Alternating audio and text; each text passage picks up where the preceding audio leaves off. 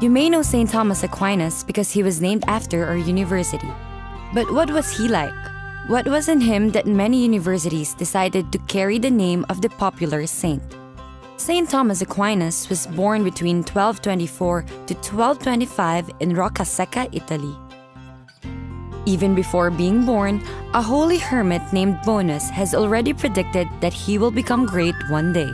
He came from a wealthy Italian ruling family. His father, Landolf, is the Count of Aquino, and his mother, Theodora, is the Countess of Teano. He has 8 siblings and he's the youngest among them, but had 3 step-brothers by the first marriage of his father. He received his primary education from the Benedictines of the Benedictine Abbey of Monte Cassino, and was expected to be a Benedictine abbot one day. But when he attended the University of Naples, he had a change of heart and decided to enter the Dominican order, much to the chagrin of his family. To discourage Thomas to pursue his plans to be a Dominican, his brothers seized him and put him under house arrest. They even hired a woman of ill repute to seduce him, but their efforts were futile.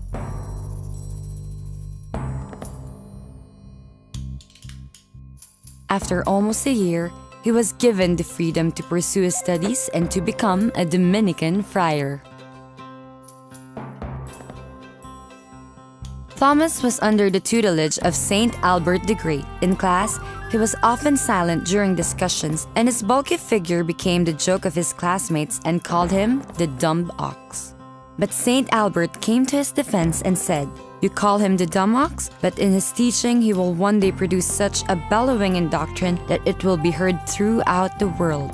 True enough, Thomas emerged as an exemplary scholar. His great devotion to God made him travel, write, teach, and preach on different places as a doctor in sacred theology and as a preacher general.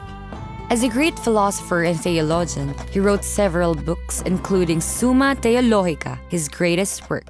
Summa Theologica is a 4-volume book divided into 4 parts, which serves as a manual for beginners about the main theological teachings during their time.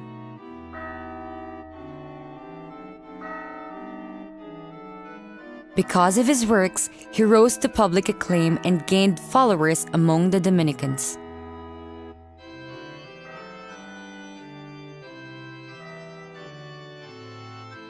In one of his many mystical visions, a sacristan heard a crucifix spoke to him this way, "Thou hast written well of me, Thomas.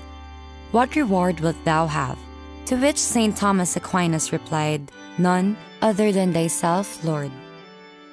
What may be regarded as the last of his mystical experiences that proved to be fateful occurred on December 6, 1273, in which it took him longer to finish a public mass.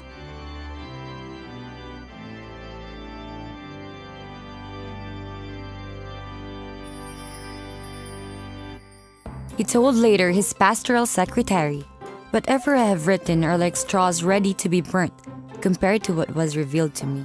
Sensing that he was about to die, he consented to go with a group of Cistercian back to their monastery in Fossa Nova, where he died eventually.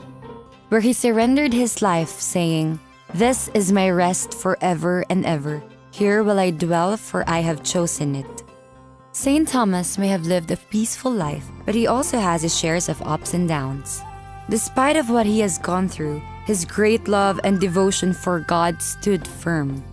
That is why he was able to write so well about God, which became an instrument to illuminate the minds of people and fire their hearts with virtues. As his teachings reached places, he remained humble because he knew that his gifts came from God and not on his own skills. And that is why his works are still relevant and significant up to this day. As the patron saint of students, let us seek St. Thomas Aquinas' guidance and be inspired to live a life of faithfulness and love to God.